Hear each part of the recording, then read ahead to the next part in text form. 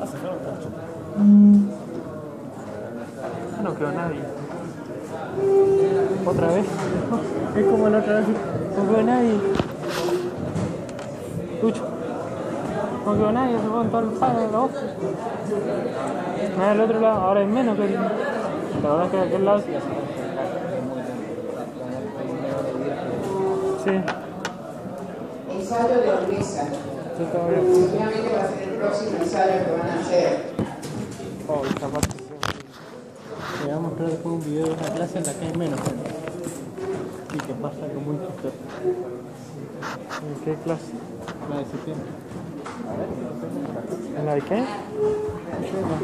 No, está usando sistemas y me. La dureza. Acá tenemos el mismo aplicador. La definición es la resistencia que opone el material a ser rayado o penetrado por otro, que sea más duro. La resistencia que opone el material a ser rayado o penetrado por otro que es más duro. Aparece primero la dureza minerales, con la escala de Mohs. Mohs, con M.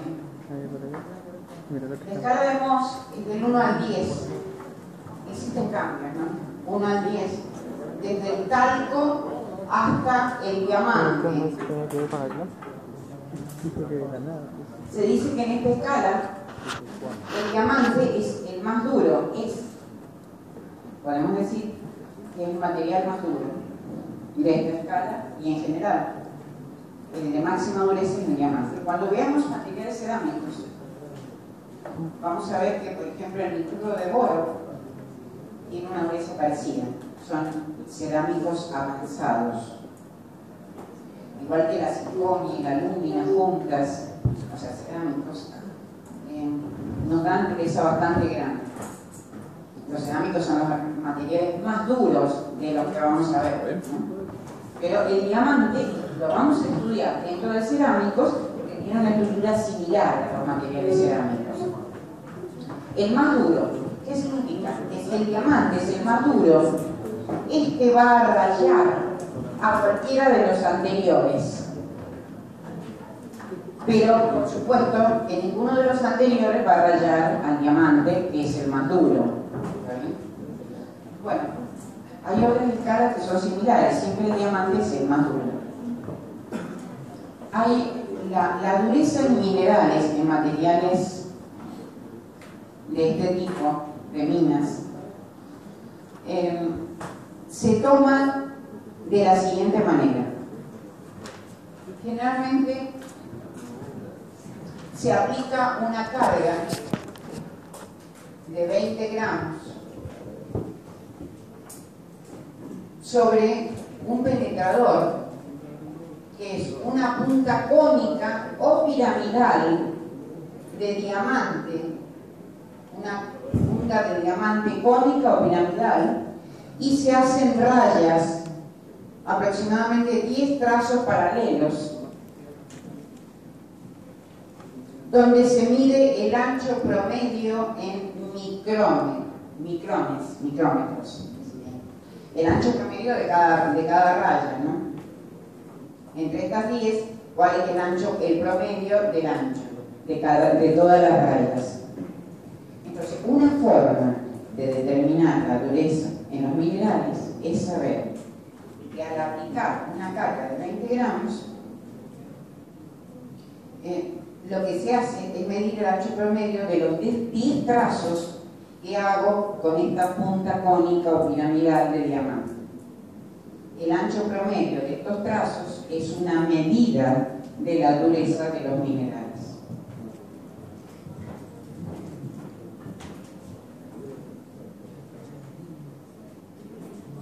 Ahí tienen la escala de Mohs, del talco al diamante, pero no se lo especifica. Van a tener que verlo, no sé si en el apunte en sí. ¿Usted tiene el apunte acá de dureza? ¿A mano? ¿No? Me parece que tampoco está en el apunte, pero bueno. Quería saber si estaba.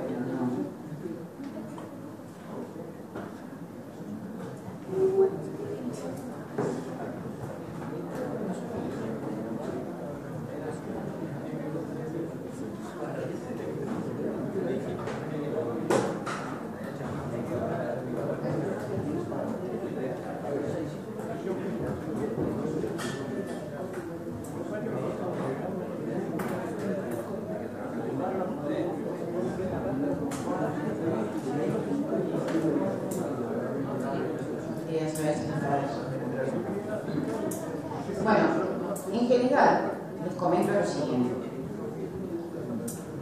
Ahora estamos viendo que la dureza es la resistencia que opone el material a ser rayado por otro.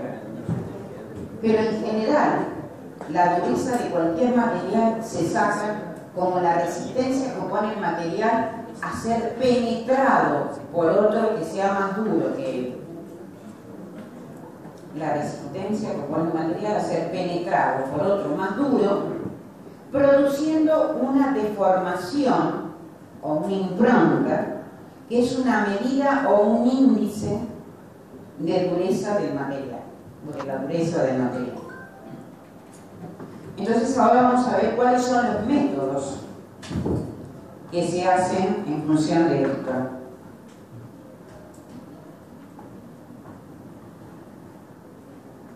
Sí, está explicado en el apunte lo que estoy hablando.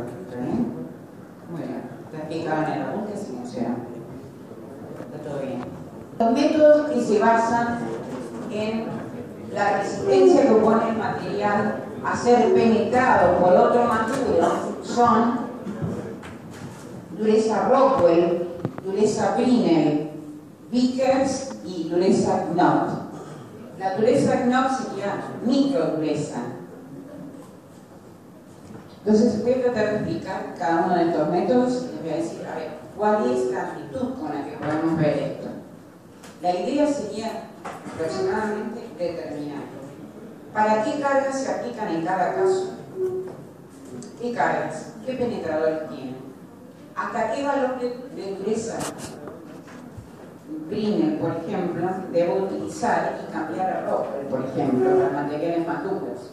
Entonces, ¿por qué no es microdureza o por qué Vickers en bajas cargas puede hacerse microdureza?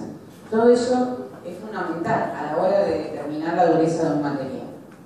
Este ensayo es uno de los más importantes, al igual que el ensayo de tracción, porque si yo determino la dureza de un material en una escala, puedo sacar la equivalencia en cualquier otra escala. Y además hay una relación entre la resistencia estática a la tracción y la dureza Brinell, por ejemplo. 0,35 aproximadamente. La resistencia estática a la tracción es 0,35 de la dureza Brinell. Puedo sacar un valor aproximado de la resistencia a la tracción conociendo el valor de dureza.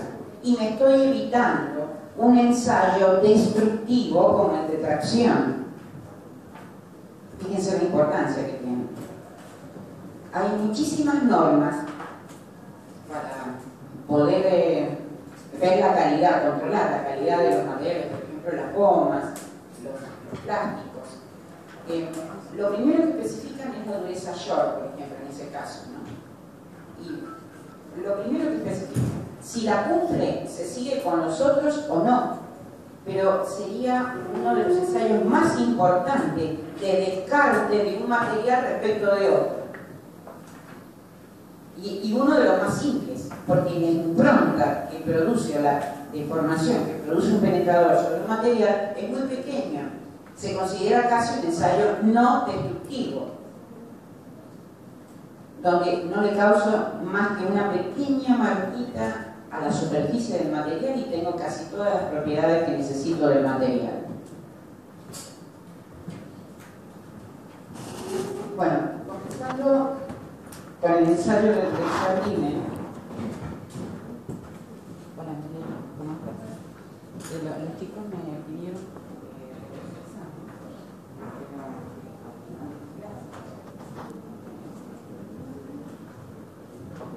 penetrador que es una bolilla esférica, Aplico una carga P, ustedes la tienen ahí en la parte superior, una carga P sobre el penetrador y va a producir sobre la probeta una impronta que tiene una altura H. Entonces, la idea es esa Fresnel